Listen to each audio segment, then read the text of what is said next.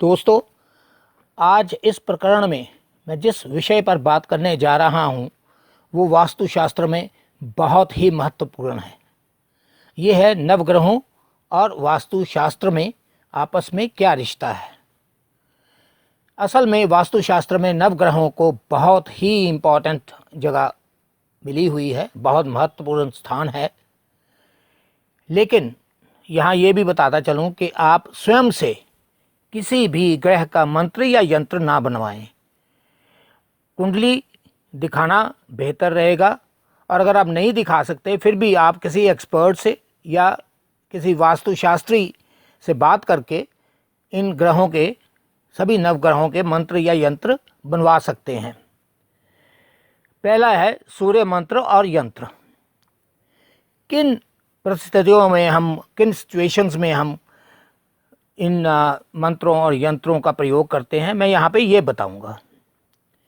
अगर आपकी भूमि, प्लॉट या इमारत, भवन, उसकी प्राप्ति का कोई योग नहीं बन रहा, या आपका मकान का ही नक्शा पास नहीं हो रहा, या आपकी किसी बिल्डिंग का नक्शा नहीं पास हो रहा, या रजिस्ट्री नहीं हो पा रही किसी भूमि की, या इसी तरह की कोई और विपत्ति आ रही है, तो सूर्य यंत्र की स्थापना और सूर्य मंत्र की साधना करना सबसे बेहतर है।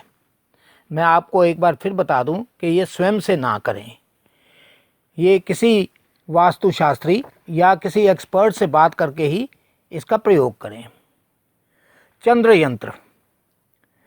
अगर मन ना लगता हो किसी जगह पे, या बाईं आंख में प्रॉब्लम आनी शुरू हो जाए किसी घर में जाके, या आप मानसिक रूप से आप अपने आप को ढाल ना सके किसी जगह पे, या दुकान या ऑफिस या गद्दी वगैरह पे चंद्र से रिलेटेड जो राशियां हैं उनका कोई वेध हो रहा हो, और व्यवसाय या बिजनेस या मानसिक स्थिति आपकी प्रभावित हो रही हो, तो चंद्र यंत्र और चंद्र मंत्र आपको बहुत सहायता दे सकते हैं। इसके बाद बात करते हैं मंगल यंत्र और मंगल मंत्र की। यदि मकान, दुकान या ऑफिस में धन चोरी हो रूटीन में, या धन का अभाव हो जाए, या मकान आदि की या ठेकेदारी का कोई बिजनेस हो तो उसमें हानि का सामना करना पड़े, इलेक्ट्रॉनिक्स में हानि का सामना करना पड़े, तो मंगल यंत्र और मंगल मंत्र बहुत ही अचूक होते हैं, इनको प्रयोग में लाया जाना चाहिए। इसके कई मंत्र हैं, लेकिन आप, जैसा मैंने पहले कहा, स्वयं से इसे ना करें। बुध मंत्र और यंत्र। बुध को ज्योतिष में भी और वास्तु में भी पृथ्वी तत्व वाला ग्रह माना जाता है। अगर व्यापार में लगातार घाटा हो रहा हो, धन की हानि हो रही हो, और अप्रत्याशित रूप से, अननेसेसरली और अननोइंगली और एकदम से कोई धन का व्यय हो जाए, या कला क्लेश घर में हो, तो उसके लिए चंद्र यंत्र और बुध मंत्र और यंत्र दोनों बहुत सहायक होते हैं। ये वास्तु दोष निवारण करते हैं।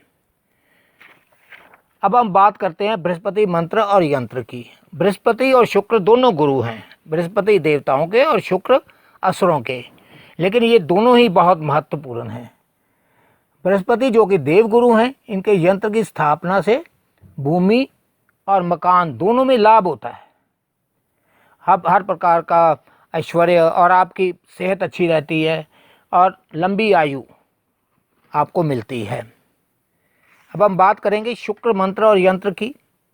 यदि मकान न बन पा रहा हो, आपकी ज़मीन बिक नहीं रही है, या वास्तु दोष की वजह से ट्रेड और कॉमर्स में और व्यवसाय में आपको या इवन आपकी फिजिकली आपको कोई कष्ट हो रहा है, तो शुक्र मंत्र और यंत्र वास्तु दोष दूर करके आपके सहायता में बहुत ही इम्पोर्टेंट बन जाते हैं। शनि मंत्र और यंत्र।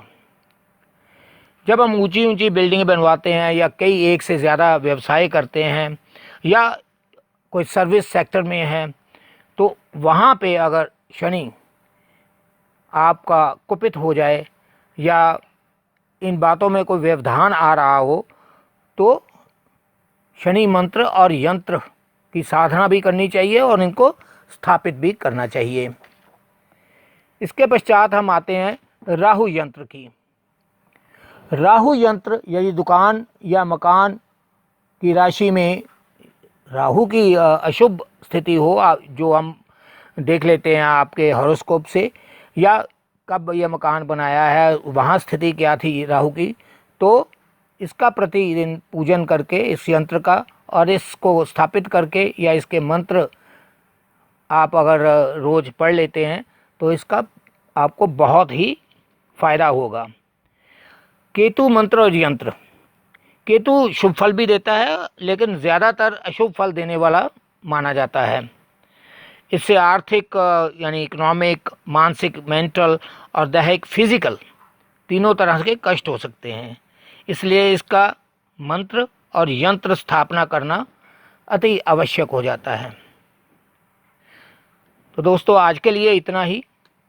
यहाँ मैं फिर बताता चलूँ कि कृपया इन सब को अपने आप करने की कोशिश ना करें। अगर आपने कुछ पूछना है तो कमेंट्स बॉक्स में आप अपना क्वेश्चन पूछ सकते हैं, आप अपनी क्वेरी भेज सकते हैं। धन्यवाद।